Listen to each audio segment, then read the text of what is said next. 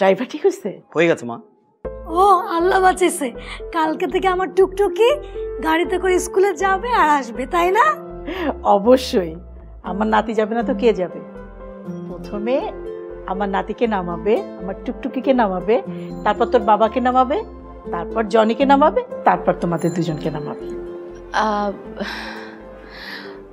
ততক্ষণে তো মা আমার অফিসে অনেক দেরি হয়ে যাবে, আর ঢাকা শহরে যে ট্রাফিক।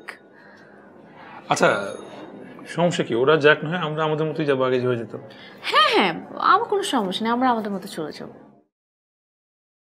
আচ্ছা আমার কথা শোনো, আমার অফিসে তো সবচেয়ে কাছে, আমি যেমন যেতাম তেমন চলে যাব, আমার গাড়ি লাগবে না। বাবা কি যে বলো না, তোমার জন্য তো গাড়ি কিনা। আচ্ছা এইগুলার একটা সহজ সমাধান আছে, আমি বলি আমরা 20 মিনিট আগে রওনা দিব, তাহলেই তো হয়ে গেল। 20 মিনিট আগে যেতে হবে মানে?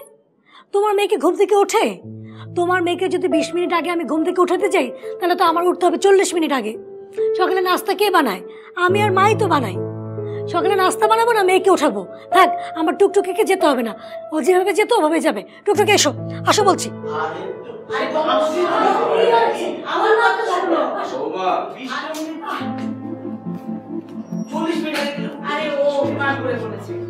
আমি যেটা বলেছি সেটাই হবে। প্রথমে আমার টুকটুকিকে নামাবে, তারপর বাবাকে নামাবে, তারপর তোকে নামাবে, তারপর তোমাদেরকে নামাবে। এখন তোমরা যদি যেতে না চাও সেটা তোমাদের ব্যাপার। মা তুমি যে কি বলো না, এইভাবে গেলে কি হবে নাকি? ওর তো দেরি হয়ে যাবে। মা আপনি একদম চিন্তা করবেন না, আমি আর রনি চলে যেতে পারবো।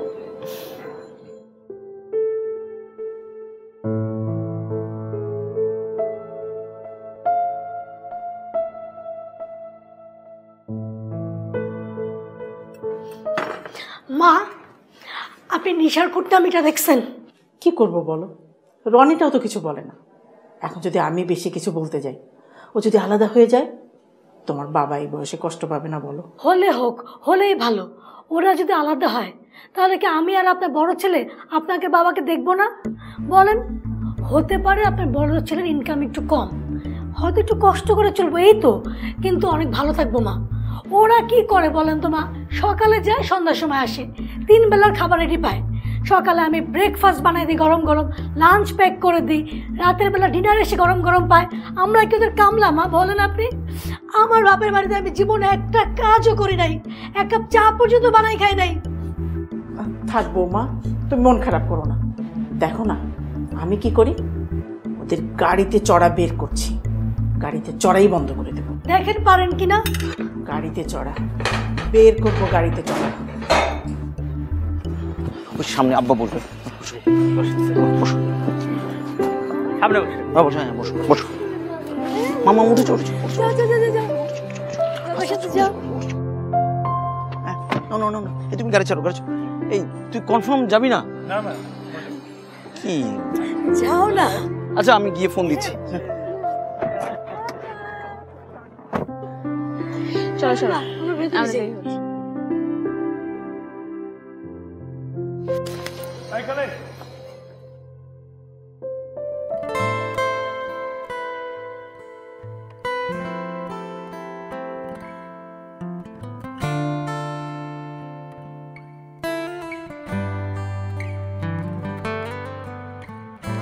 মন খারাপ করলে? একদম। এটা দেখো, রিক্সা যেভাবে শক্ত করে তোমার হাতটা ধরে রাখি, গাড়িতে কিভাবে ধরে রাখতে পারতাম? আমার এই হাতটাই প্রিয়। আমার মন ভালো হতো না, খারাপ হতো না, আমার কিছুই লাগবে না। আমার ভালো লাগে কি জানো, আমি ভুল মানুষকে ভালোবাসি। পুরো গ্রেডটা কিন্তু আমারই আসলে। তাহলে ওগুলো কি ছিল? এই মামা তাড়াতাড়ি যাও, আমাদের দেরি হয়ে গেছে। প্রতিদিন। ভাই থ্যাংক ইউ সো মাচ। মানে 6 দিন অফিস করার পরে একটা দিন শুক্রবার বাসা থেকে একটা ফোঁটা বেরোতে ইচ্ছে করে না। আমরা যে একটু ঘুরতে যাব, আমাদের সেই ইচ্ছেটাও করে না। খুব ভালো করছিস চলে এসে। আর বলিস না, আমি মানে ইদানিং এত প্যারায় আছি, মানে তোদের সাথে কথা না বলা পর্যন্ত আমি স্ট্রেস ফ্রি হইতেই পারতেছি না। আর নিশা হচ্ছে আমার বেস্ট ফ্রেন্ড, আমি যখনই কোনো প্রবলেমে পড়ি ওর সাথে শেয়ার না করলে আমার প্রবলেমটা সলিউশনই হয় না। কি যে একটা ঝামেলার মধ্যে আছি আপু, মানে বাসায় কোনোভাবে আমি ওর কথা বলতে পারতেছি না বিয়ের জন্য। কেন? বাসায় এত ভালো ভালো ছেলেরা বিয়ের জন্য প্রপোজাল পাঠাচ্ছে, ওর কথা যে বলবো আমি। মানে কি? মানে ওর চেয়ে ভালো প্রপোজাল আসতেছে?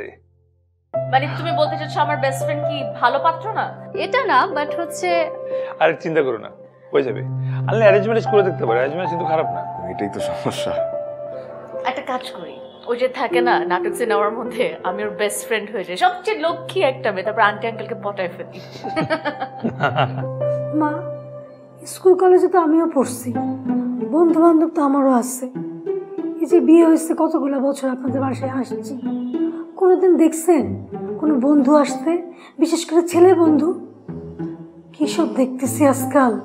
কি বেহায়া, একটু লজ্জা শরম নেই। আমি আর নিতে পারতেছি না। মা, আমিও নিতে পারতেছি না। বাবা মা কিচ্ছু শেখায়নি, তাহলে এরকমই করতে পারতো না। আচ্ছা ভাইয়া, তোর কি কাল গাড়িটা লাগবে? আমার লাগবে না তো। তাহলে আর এই যে বৃষ্টি আছে না, ওর ওই যে খালাতো বোনের একটা ছেলে দেখতে যাবে, ওর জন্য তো ঢাকার বাইরে যাবে, তো ওই জন্য গাড়িটা একটু নিয়ে যাবে আর কি।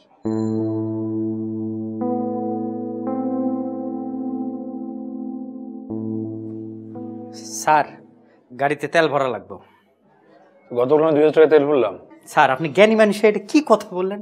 আমি বলছি তেল আছে তো, কিন্তু রিজার্ভে আছে, আরেকটু যদি শেষ হয়ে যায়। ধরেন আপনি বললেন যে আমি বিয়ে খাইতে যাবো, সুন্দর মতো গাড়ি চালাইতেছি রাস্তার মধ্যে অফ হয়ে গেল, আমি তো ড্রাইভার মানুষ, গাড়ি থেকে নামবো না, তখন আপনারা কি করবেন? গাড়ি ঠেলবেন। এটা কি ভালো দেখায়? আর স্যার, তার থেকেও যদি বড় সমস্যা থাকে তাহলে আমরা বলেন গাড়ির জেন্ডার চেঞ্জ করে তেলের থেকে গ্যাসে রূপান্তরিত করে ফেলি। না, গ্যাসে করা লাগবে না, তেলে আছে তেলেই থাক। আগে যার গাড়ি চালাইতাম সে কোনোদিন এইসব নিয়ে প্রশ্ন জিজ্ঞেস করতো না, আর আপনার গাড়ি তো পুরো একের গাড়ি। স্যার, আপনি মনে হয় আমার সন্দেহ করেন, ভালোবাসেন না, টাকা চাইতেছে, এই জন্য মনে হয় যে এমন কিছু। অতিভক্তি চোরের লক্ষণ। তোমার কেউ বলছে আমরা বিশ্বাস করি না? হ্যাঁ, শুনছো কথাটা? অতিভক্তি চোরের লক্ষণ। চোরের মতো করো না, তেলের টাকা লাগবে, টাকা দিব, শেষ। তাহলে স্যার টাকা দেন। শোন রনি, আমার হচ্ছে ওই তোর ভাবি তো যাচ্ছে, ওইখানে কিছু টাকা পয়সা তো দিতে হয়, ওখানে কি লাগে না লাগে এটা হাত খরচের জন্য আমার কাছে ছিল, আমি দিয়ে দিয়েছি। তো এটা কাজ করতে তুই 3,000 টাকা দে, ওকে দে, গাড়িটা ফিল আপ থাকুক, 1 সপ্তাহ কোনো ঝামেলা টামেলা হবে না। শোনো, ঠিক মতো ভরতেছি কিনা এটা চেক দিবা। দাঁড়াও, টাকা নিয়ে আসি। জি, ভালো মতো দেখ। অবশ্যই, আমি খুব বুঝে চকচকা করে রাখি, আমার মতো যত্নশীল ড্রাইভার এই ঢাকার শহর মানে বাংলাদেশে আছে কিনা সন্দেহ, কি যে বলেন না।